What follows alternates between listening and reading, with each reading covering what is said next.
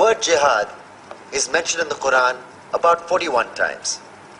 The words mercy, peace, and compassion are mentioned about 355 times. Yes, come in. Come on in, Riaz. Sit down, please. Contrary to popular belief in most Western cultures, Islam is a religion that preaches peace and tolerance. Yes, Patricia.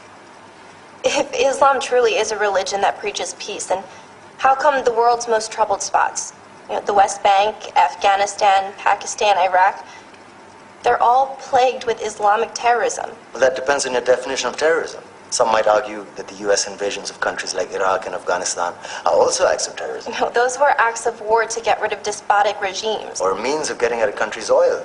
Conspiracy theories. Well, May I? Yes, please. Go ahead, Riaz. Mr. Khan is right. I mean, if we're talking about terrorists, the world's biggest terrorists are the white superpowers. Come on now. No, really, stop and think about it. Explain 9/11. Okay. Do you know how many people died in the Twin Towers strike? Around 3,000. And do you have any idea how many people died in the bombing of Afghanistan? Take a wild guess. More than 15,000 people died.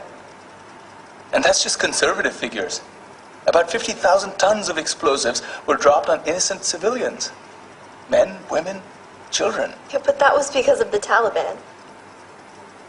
Now that you brought it up, did you know that the Taliban was a creation of the CIA to fight the Russians? Whatever. They were still harboring terrorists. Yeah, right. Terrorists that were never found. Just like the weapons of mass destruction that were never found in Iraq. Do you want to get into the death toll in Iraq? 500,000 civilians and counting. And what do Britain and America say when they don't find these weapons? It's simple. They just say sorry. And still refuse to relinquish control of these countries. What are you trying to say? What I'm trying to say is that just because you're American, wear a fancy suit, and call yourself the president, doesn't make you any less of a terrorist. I'm saying that if you don't stop meddling in other people's countries, you will face a backlash. If Muslims like you feel that way, then why don't you get out of our country? We will.